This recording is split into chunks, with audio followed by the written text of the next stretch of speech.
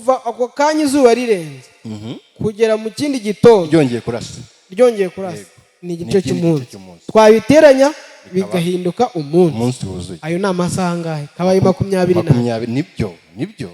Kandi wambwiye ko Imana yo ibara ko ari amasaha angahe? 12. Oya, ni ibice bibiri, 12.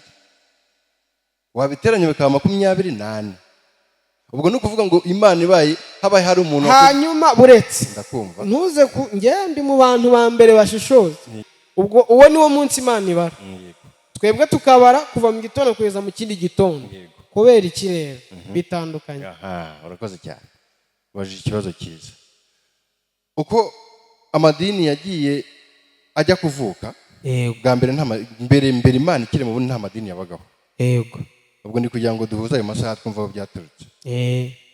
Nyamara ndabona turi buze gufatanya tugashaka igisubizo. Oya, ntago dufatanya ndakiguha.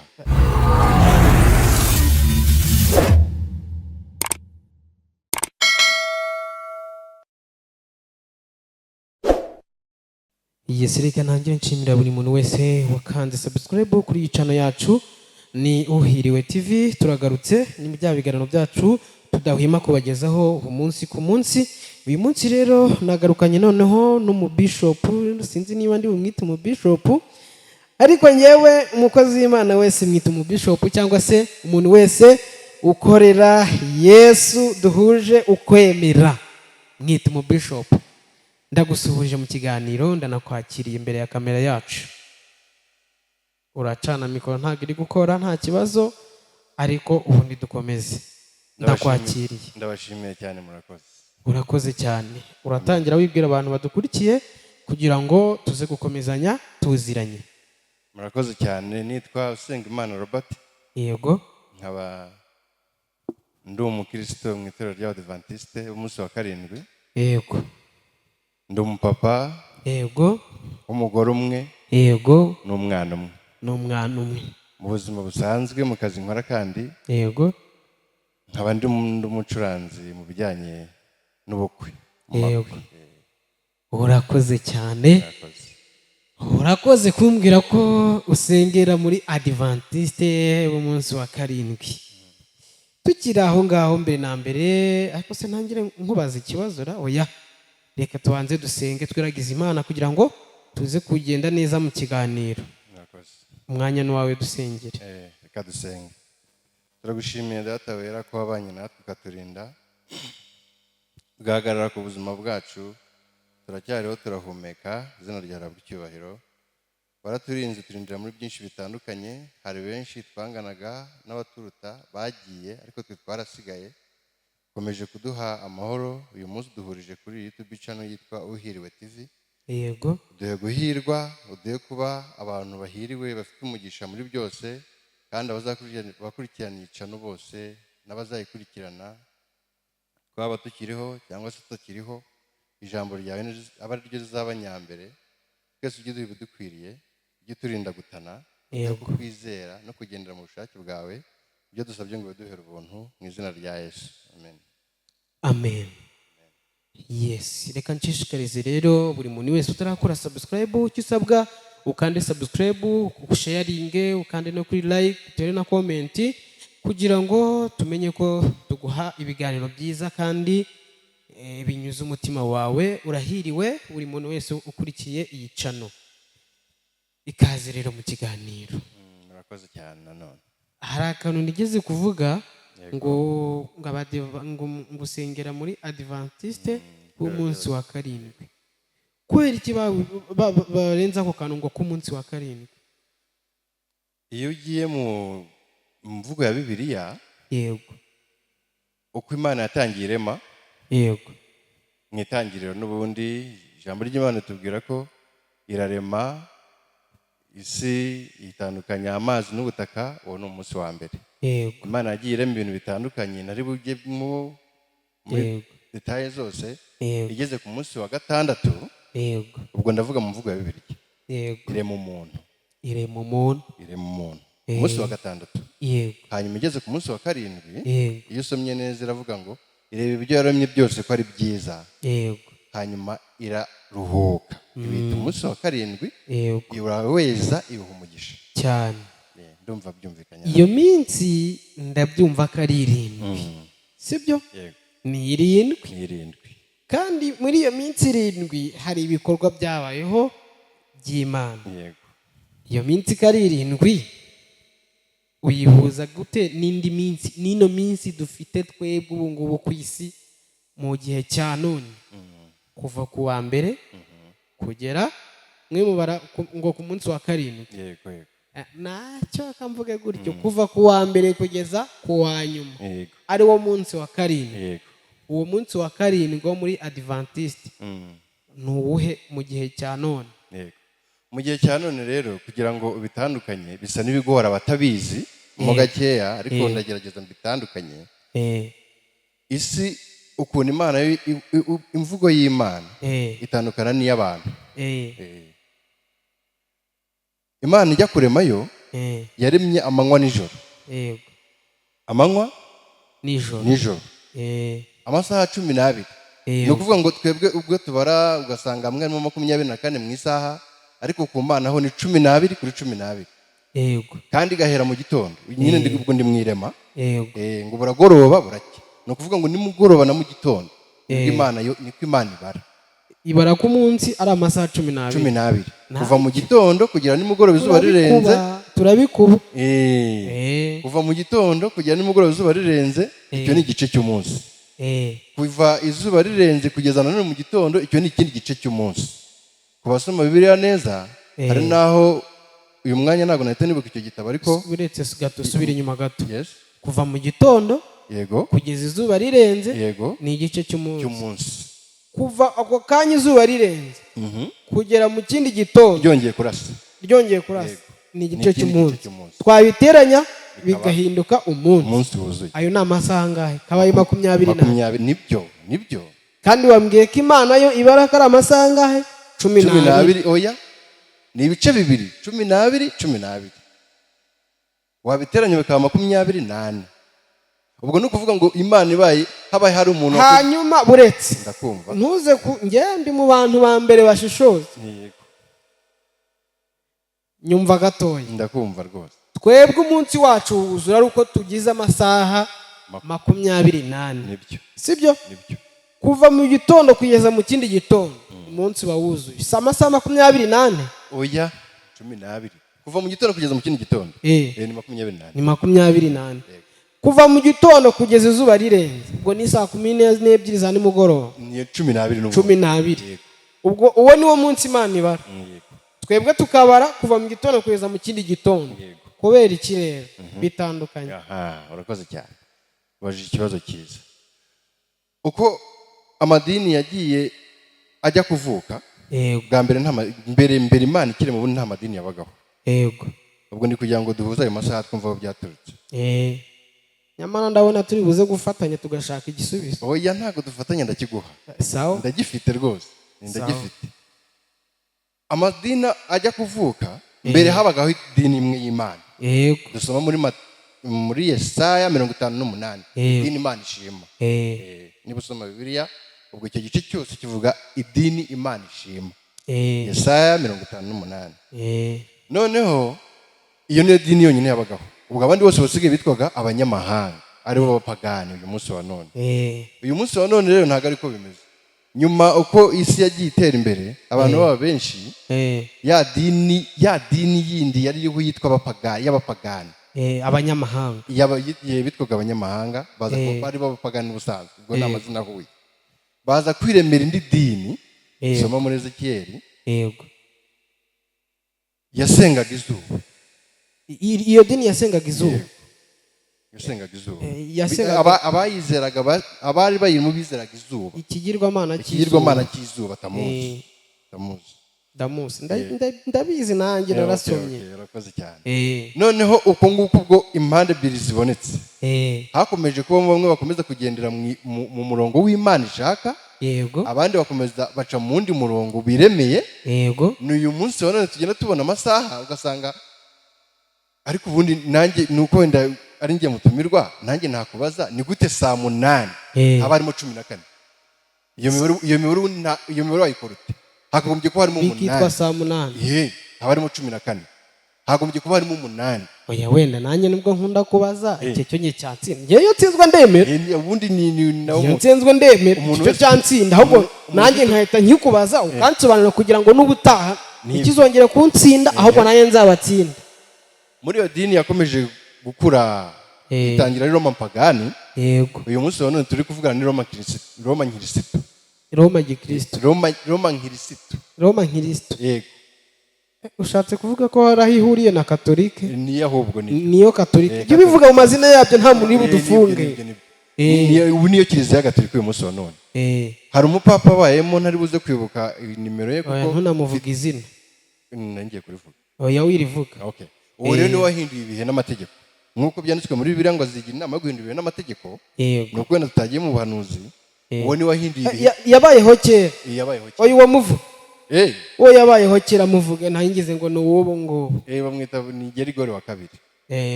Ntabwo ari ubu ngubu. Ni mu bakera.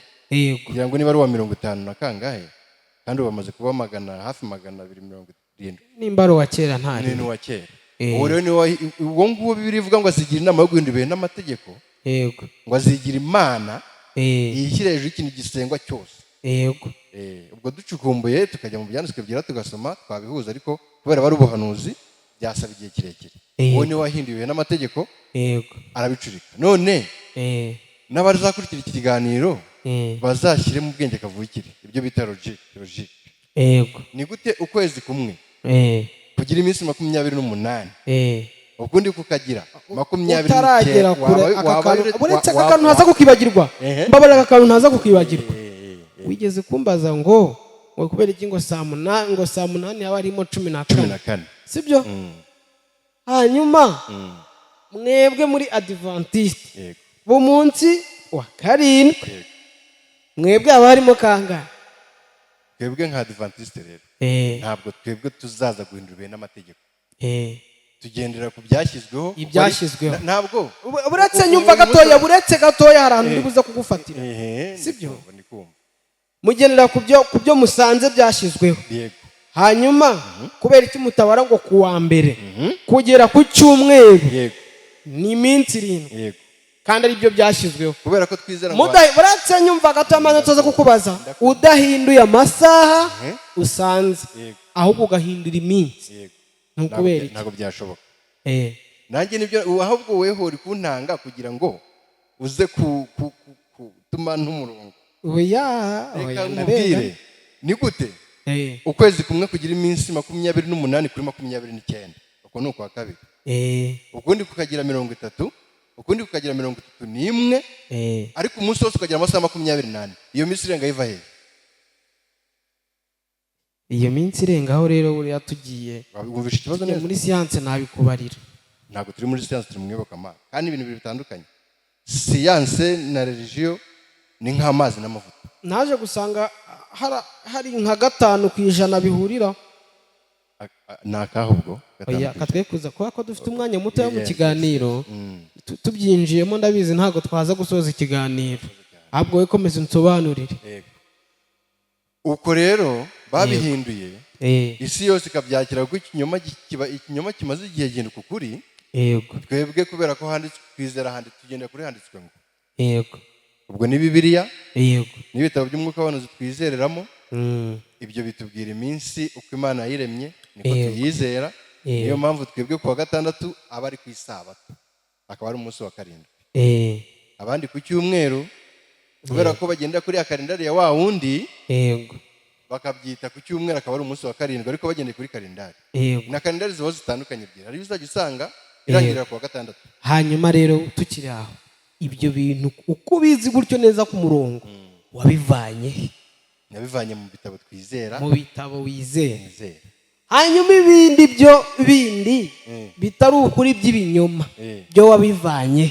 Ibyo bindi navuze ko ari ibintu byahimbwe n'abantu kandi Imana ubibwirwa n'iki ko byahimbwe n'abantu rero kuko bifite ibitabo byabo byanditsemo.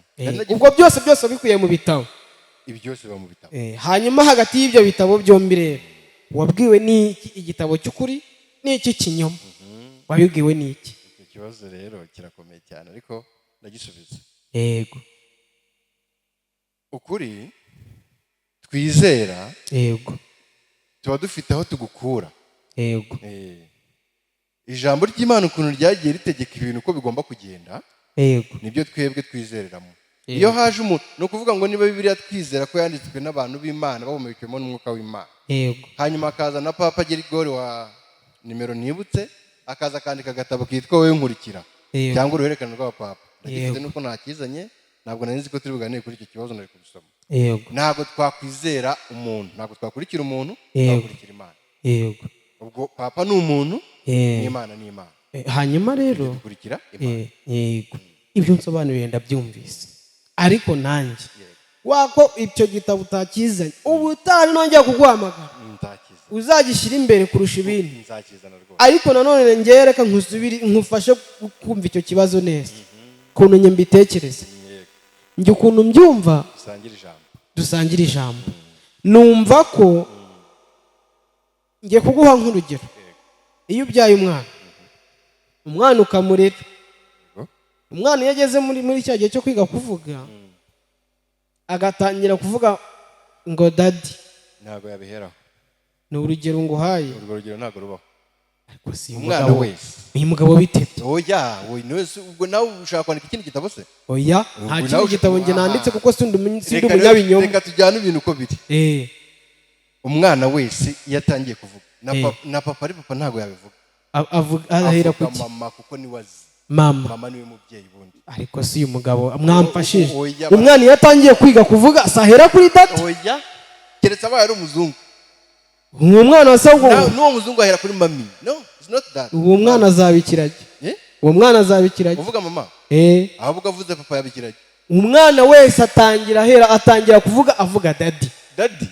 ariko abo nabo mu mahanga, oya ntabwo ari abanyarwanda. umwana wese none uwanjye ko avuga neza kandi akaba arahere kuri mama, uzamujyane kwa muganga. oya ni muzima, ni muzima aravuga cyane rwose. ntacyo kadukomeze tutaza kudeviya ibyo turimo. wowe ushaka kuncurika? oya ntabwo ari ukugucurika, ubwo reka nguhe urundi rugero, sibyo?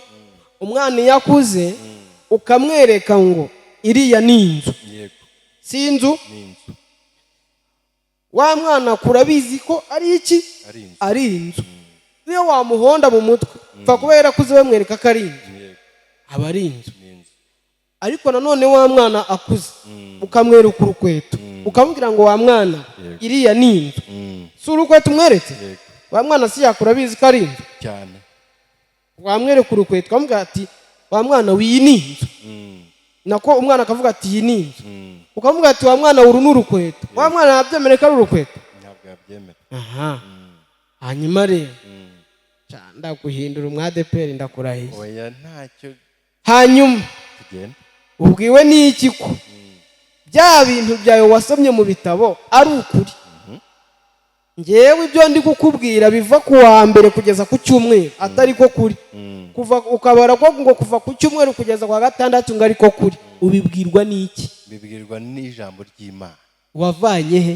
navanye mu ijambo ry'Imana n'ubundi. riva hehe? Imana mwavuganye mu ijwi se iragusobanurira? inyuma y'Imana nta kindi kintu. okay, uretse gato, inyuma y'Imana nta kindi cyaba. nta kindi nabona ndi buze kukubwira, byose bihera ku Mana. hanyuma Imana mwahuriye, wowe ujya mu mwuka wera? wemera umwuka wera? ndawemera. urawemera? ndawemera, ariko njye ntabwo njya mu mwuka. hanyuma Imana muvuganira umva ikinyarwanda. njyewe sinjya njya mu mwuka, kuko mu mwuka is not a location. ahubwo umwuka njyewe unzamo. ijambo ry'Imana tubwira ngo nuko umwuka wera mumanukira asa nk'inuma. ntabwo umwuka ajya mu muntu, ubwo nakosuraga imvugo wenda njya numva hanze. yego, ntabwo nashaka kuvuga. ntabwo umwuka ajya mu muntu, ahubwo umwuka ujya mu muntu, ntabwo umuntu ajya mu mwuka. yego, umwuka ujya mu muntu. yego, wari wakujyamo se ngo uvugane n'Imana? n'ubu ndimo. n'ubu urimo? iyo utambamo ntabwo mba naje. ariko nanjye nemera umwuka wera da. ntaza kuvuga kumva mvuga gutyo. iyo da ni iki? iyo da ubwo urashidikanya? oya, iyo ntabwo da isobanuye gushidikanya. kuki yongeyeho? da iremeza, ntabwo ihakana. reka da, nawe urayivuze. iryo ni ijambo ngewe. ko nawe uyivuze? iryo ni ijambo rifatanye. ariko wowe uravuze ngo nanjye nemera umwuka w'Imana, iryo rirangiye da. ariko ndabona rwabuze igica ibi bintu bitewe n'ukuntu ari birebire. reka mbwira abantu bakurikiye Uhiriwe TV, ko ibi bintu tuzaza tukabinononsora neza dufite umwanya uhagije, abantu bakamenya ukuri kw'ibibyihishe inyuma. nta kibazo. kuko ngiye kugeza na n'ubu uri inshuti yanjye. Yego. nimba uri inshuti yanjye nakubwira ngo ku wa mbere uzaze kundeba ukangeraho ku cyumweru, ntese ubwo ibyo bintu bibaho? kandi njyewe nzi ku wa mbere wowe ukangeraho ku cyumweru. Yego. ubwo icyo gihe tubaye turi inshuti twabiganiraho tukabihuza bigahura. noneho tubiganiriyeho mu minsi turi muri ya minsi y'umwuka ntabwo twahuza. wari ubwiye abadukurikiye ko tuzabishakira umwanya uhagije. ubwo tuzabishakira undi mwanya uhagije. hanyuma rero twinjire imbere gatoya. komeza. njyewe nsengera muri ADPR. Imana iguhe umugisha. ndi umupantekoti. rwose nta kibazo. sibyo?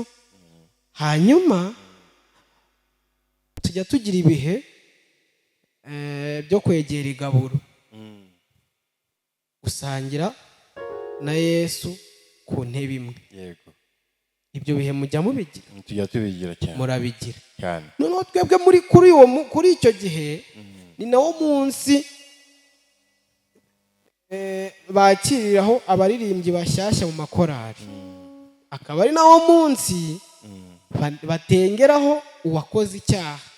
gutenga ni iki? turaza nk'abakinjiramo gatoya kuko dusigaje iminota mike dusoze, ariko turakinjiramo gatoya ubundi tuzagasesengurana na bya bindi mu kiganiro cy'ubutaha. gutenga ntabwo ubizi? ni ukuvuga ngo ni nko gushyira inyuma y'itorero uwakoze ibihabanye n'iby'Imana ishaka. ni ikinyarwanda bita gutenga. hari izindi mpuzanyito bita guca, bamwe babyita guca. hari abakoresha ngo guca cyangwa gushyira umuntu mu mugayo. namwe ibyo bihe mujya mubigira? turabigira. murabigira. urakoze cyane. ubona bikwiriye ko umuntu wakoze icyaha mu itorero atengwa? icyo kintu rero sinzi abanyamadini niba bajya basoma Bibiliya neza. ubundi mu gisubizo cyahoranije navuga ngo ntabwo byemewe. ntabwo byemewe. byanditswe bitubwira ko mwene so nakora icyaha yego ngo uzamusange umubwire icyaha yakoze. yego. ngo natacyumva ushaka undi mwene so mu musange. yego. nabwo natabyumva yego. umushyire itorero muri rusange bamuganirize. hanyuma natabyumva ngo muzamufate nk'umunyamahanga. iryo jambo uvuze ubwo gutenga ririmo? ntaririmo.